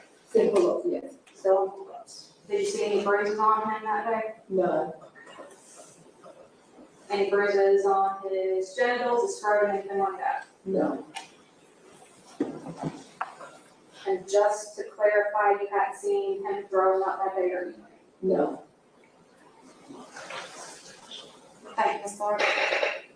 Nothing else, Your Honor. You can step down. You're free. Y'all know we about to break this down. Y'all know we about to break all of this down. Honey girl did not come to play with nobody. Miss Shirley Thurp was not playing with nobody. You wasn't gonna put no words in her mouth. Excuse me. She did not come to mince words. You wasn't gonna put no words in her mouth. You wasn't gonna make it no more and no less. Okay, she said, I ain't got no reason to lie because the truth will do. I ain't here to cover up for nobody. I'm here to tell the truth, and that's it. That's all. Okay. Now, where is that at? Miss Linda said, how you didn't notice this baby in pain? This is why you should not be able to have a home daycare unless you are licensed. He is so handsome. Let's break that down, Linda. We have covered a story or two here where a licensed daycare did cause the death of a young child. So I don't think that licensing or the lack thereof is any different than a non-licensed daycare when it comes to paying attention to a child. That's one thing. The other thing is you have to remember the timeline. The timeline was this woman said, Miss Shirley Tharp said, she did not have Carter after Friday. She did not see Carter all weekend. Carter did not show up Monday. Okay? Or Tuesday. By Tuesday, Carter was dead. So the last time Miss Tharp, this witness seen here, saw Carter, Carter was fine. Carter was eating, playing the way that he does. Nothing was different. He was always a loner. He'd get his toy that he wanted to play with, and that's it. That's all. Don't bother him. It won't be no problems. Is the way Carter was. She said that's just the kind of child that he was. So him playing alone did not cause any concern of hers, because that's the kind of kid he was. She had him since he was 9 months old until a few days before his death when he was 2 years and 10 months old, a few months shy of his 3rd birthday. So she knew this child, I dare say, as well as any mother would. She had this baby 7 to 8 hours out of the day, just like our teachers do our kids, right? But when it comes to a daycare, it's a lot more personal, right? You're changing diapers, you're feeding, all that kind of stuff. Now, what I will say the difference in a licensed daycare is, I know here in the state of New York, you have to document every day, pick up and drop offs, what was brought with the child as opposed to the day before or whatever. Like there's literally a log that is step by step, detail by detail. That's the way it should be, right? Yes, Smiley. Taking care of kids is definitely from the heart, or it should be. It should be. It should be. However, we've had more than too many children face harmful deaths or just abuse at daycares. It's a known fact. I ain't making it up, and y'all know it. You know what I mean? And so that's the one thing that I do appreciate about licensed daycares that take their job seriously, that abide by the regulations and the laws of their state. They document everything. If a child gets a new vaccination shot, they want proof of that, and they document it. If a child fell and scraped his knee, they take pictures of it and they document it. And they document the conversation that they had with the parent or the person who picked up the child, if not both. Because sometimes the parent is not who picks up the kid, right? So all that being said, this woman not being licensed is not the problem here, in my opinion. Because the baby was fine the last time he was in her care, right? So that's what I meant by you got to hear the timeline, okay? So then Smiley says, I know here you have to be licensed to have a home daycare.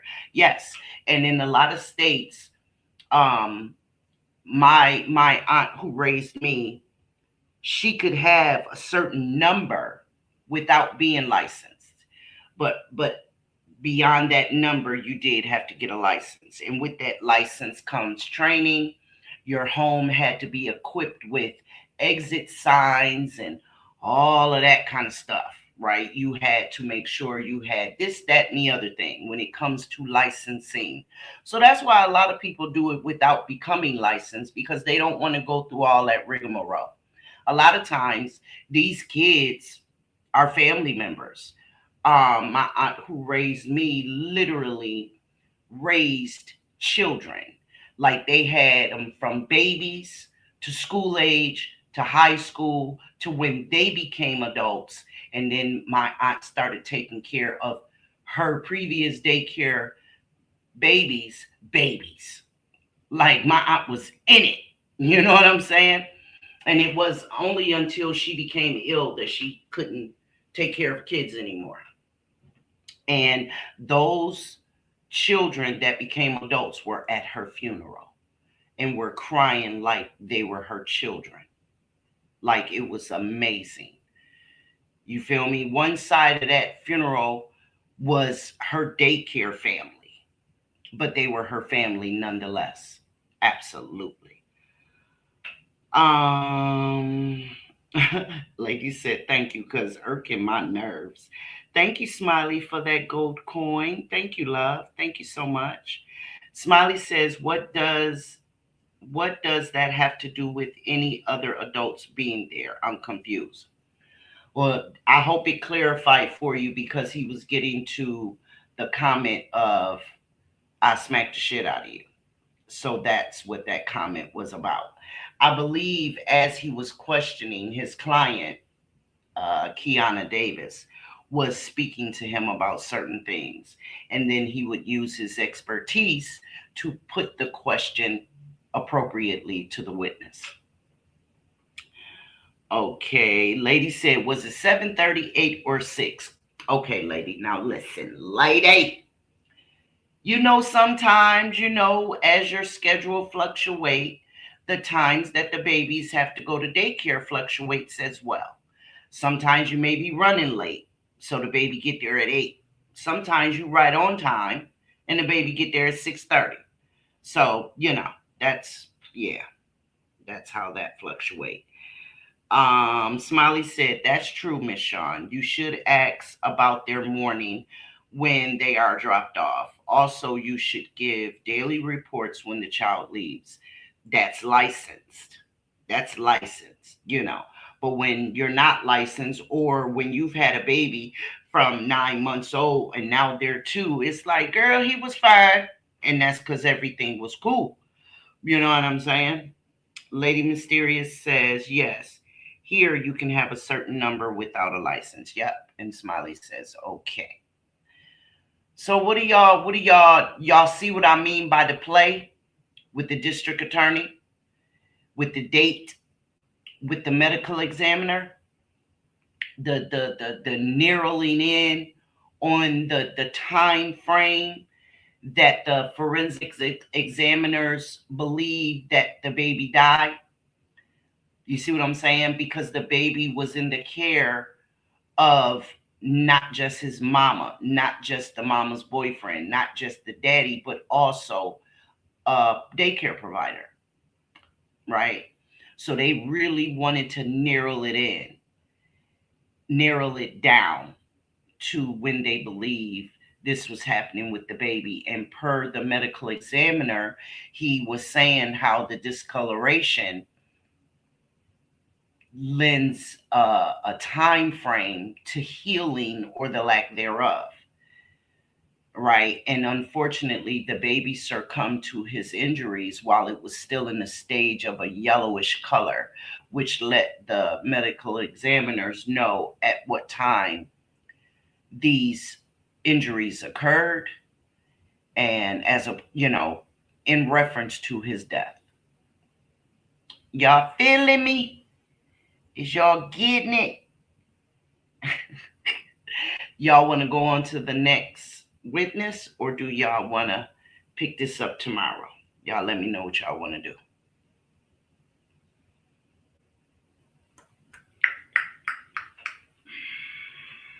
Y'all let me know. You let me know.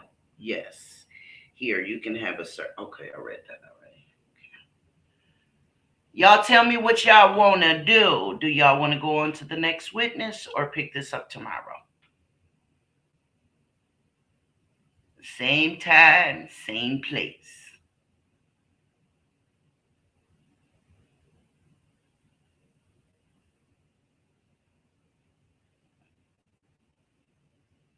Yes, lady, it was just a baby. He was only a baby.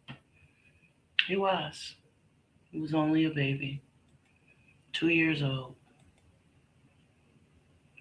2 years old.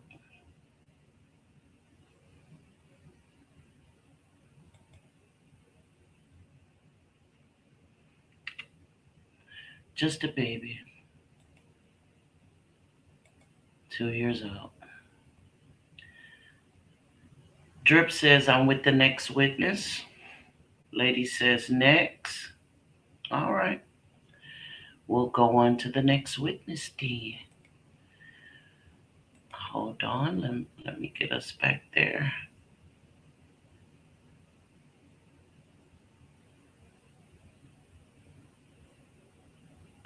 Oh, I think we're going to go to the next few witnesses here because this looks like it's good.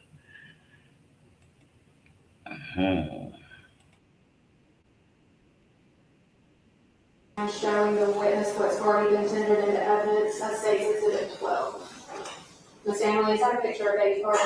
Yes. Is that how? Emily?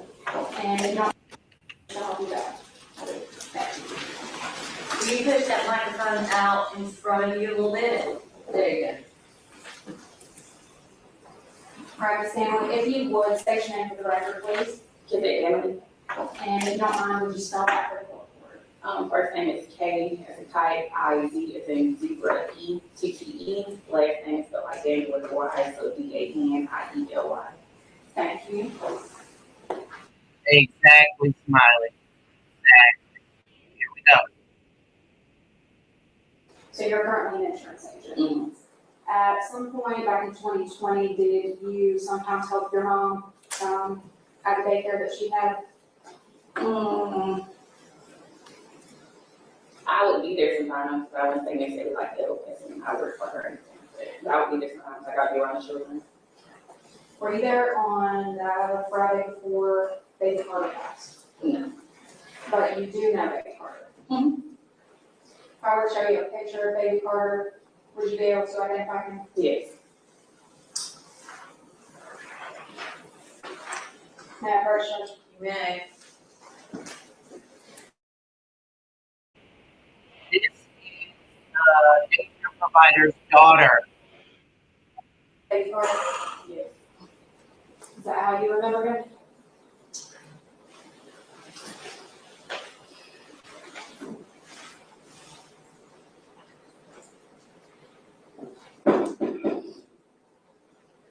Yes.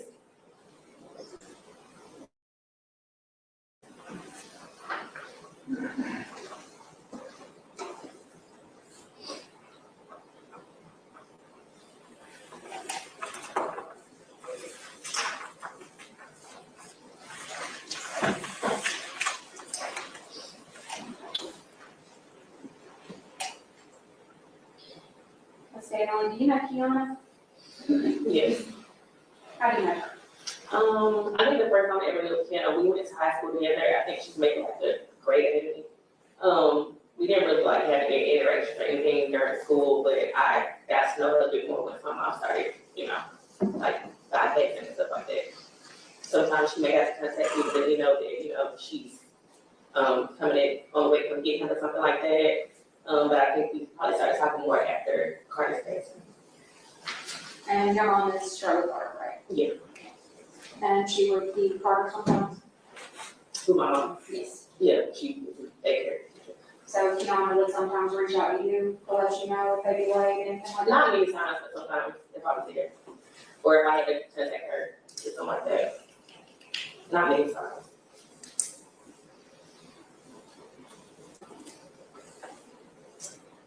Do you remember the day that Carter passed?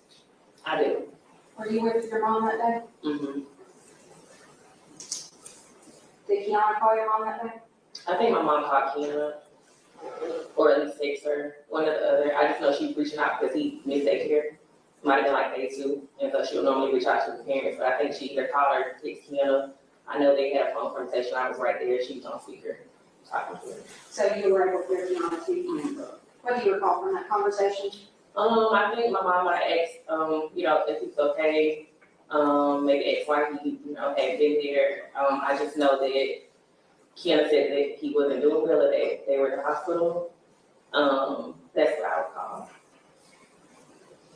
Did you keep in contact with Kiana after this? For a little bit. Tell me what you mean by a little bit.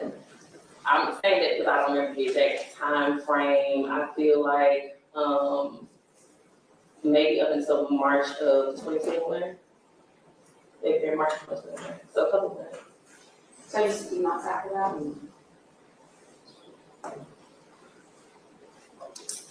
Did you see Kiana in person after that day? After the, Carter passed? Yes. I remember December the 18th, I don't remember that date because of text messages, but my mom always does like a Christmas party for the kids. Kiana came to my house to get, food, I believe, that day, and so we talked that day, and then I saw her at, Baby Carter's, viewing at the funeral home.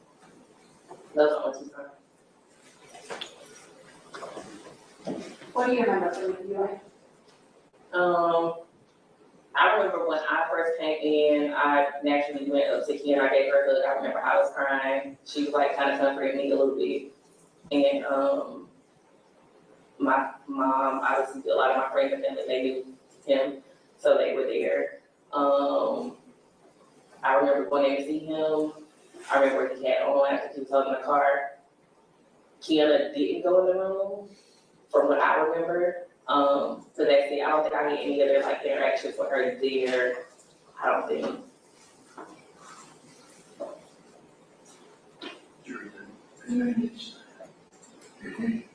You mentioned a second ago that Kiana was kind of comforting you. Yeah. I was crying. Was she crying? Was she crying? I don't see the relevance of that, Your Honor. Objection sustained. You mentioned something about a little car a minute ago. What is that? I believe he was holding a car. He always played with cars, and stuff like that. Prior to stuff at my mom's house, I believe he might have been holding a car, in a gas stick, from what I remember. I remember thinking he had like a little hat on.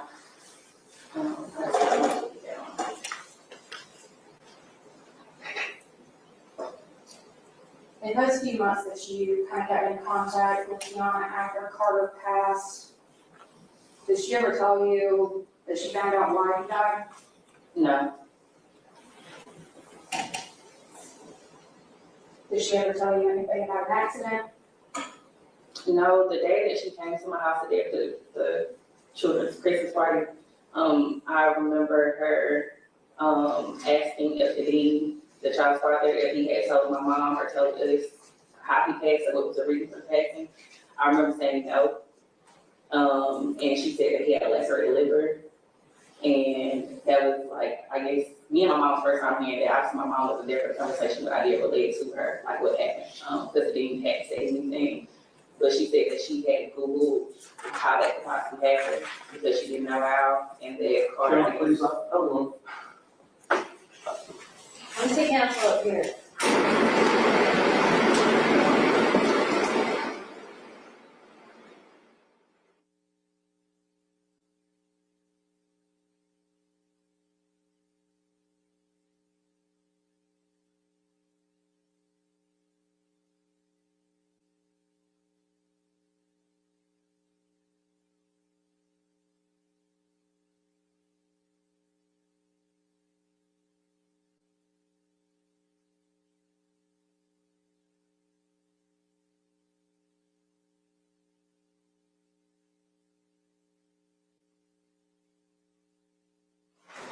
The day of the party, she asked if the father had told us about the passing or how he passed. She mentioned that he had a lacerated liver. I didn't know what the heck that meant. But she said that she had Googled to see how it happened, but she didn't know how. And that she mentioned that I believe sometimes Carter would like jump off the beds or like couches or something at home. She wondered if that's how it happened.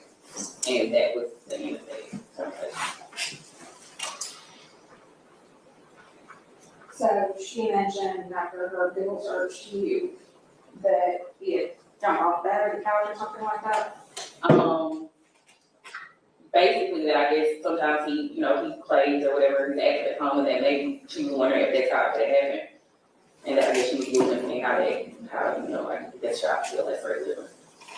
Did she ever tell you that she saw him go off the bed or have an accident, anything like that? I don't recall, I just remember her saying that sometimes he was active at home and make him jump off the couch or the bed, something like that.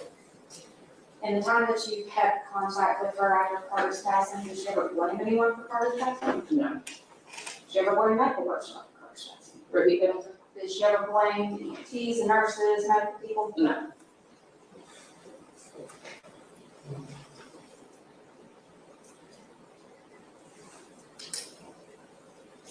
Did she ever say anything about he had diabetes? No.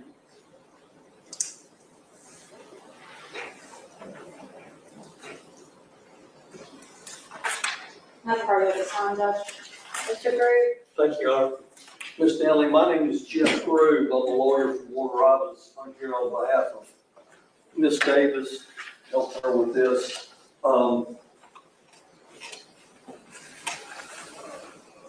In November of 2020, you remember when Carter passed, is that right? Yes.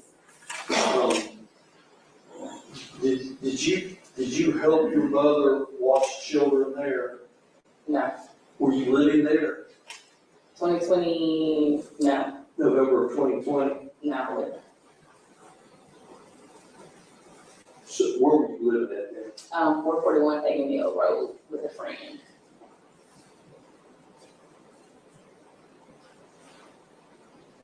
Would you be there most days at your mama's place? No, if my mom's house, I would go over there, you know, occasionally to my mom. And if it just so happened to be during our operation, then, you know, sometimes I see kids.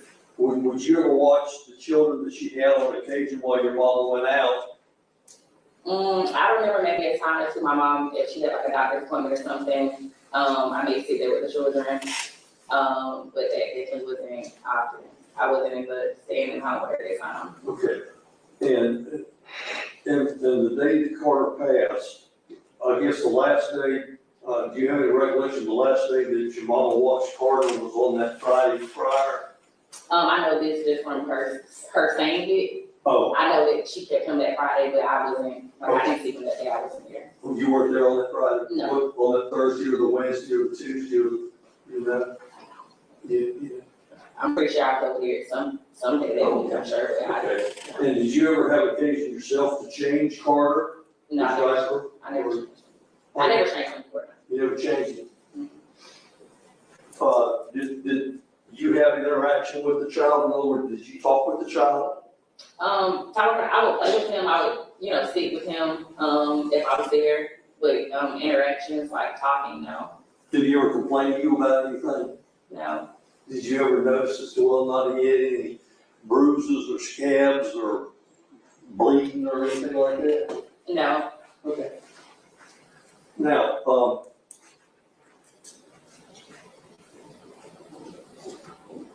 how many other children were during that general period of time was your mama keeping? With Carter, 3 to 4, I believe. All right. And will there ever be any grown-ups there during that time?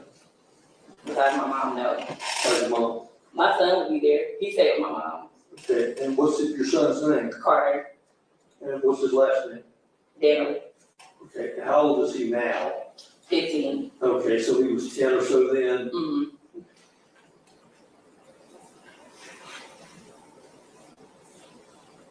Would you agree with me that people grieve the loss of a loved one different from you, for example? Yes.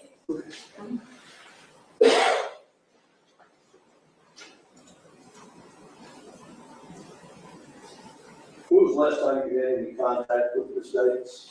I believe it was March of 2021, so that was the year after he passed. I believe like February and March. Okay, and you hadn't seen her until when? Tonight? Yeah. No communication with her by text or Instagram or anything? Mm-mm. No. Spectrum.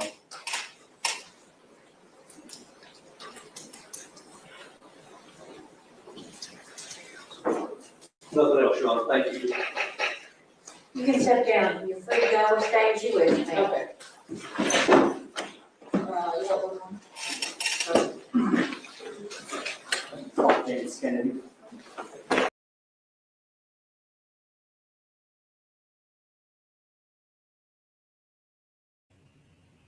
Smiley, I agree with you.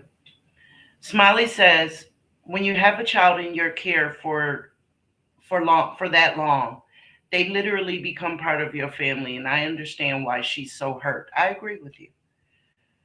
I agree. I've even cried while watching trials. Didn't know the kid at all. Didn't know the child whatsoever, and I still cried when I listened to the details. When I listened to what happens. Absolutely. Absolutely. I cry. Because I'm a compassionate person. Because I love. Because I'm a mom. Because I, too, was a child. Human being. Now, it doesn't make you any less human if you don't cry. I'm just saying the reasons why I did. So I totally understand. Different cases that I've watched. Some we've covered here. It's just horrible. It's horrible what you see these babies going through. It's horrible. So, guys, we've reached our 2:00 hour. I don't want to keep you guys any longer. We're going to pick up right here tomorrow. Same time, same back channel. 10 a.m., guys. If you guys think of any questions, remember them, jot them down, and we can discuss it. I hope you guys are enjoying this as much as I am. And when I say enjoying it, I mean sharing it with you all. Right? Yeah. Same time, same place, lady. That's right. Same time, 10 o'clock. Same place, Sean B. Thank you guys for sitting with us, giving us your 2 hours. And the times of the day when y'all think about us when we're not around. We'll keep all of us close to our hearts. Y'all stay safe. Peace. Yeah. Sean B on YouTube. Ooh, yeah. Late night on the screen, got the city lights low. Sean B bringing truth to the stories below. From New York with grace and a mind so wise, she can see through the dark, she can read through the lines. Every clue, every name, every twist, every turn, she be digging down deep till the realness burns. For the ones left behind, for the pain unseen, she be lifting those voices in between the scenes. So like, share, subscribe, let the real ones roll. Sean B on the case, going straight for the soul. On YouTube she shines, bringing truth to the few. When the world stays quiet, she comes breaking through. Like, share, subscribe, let the story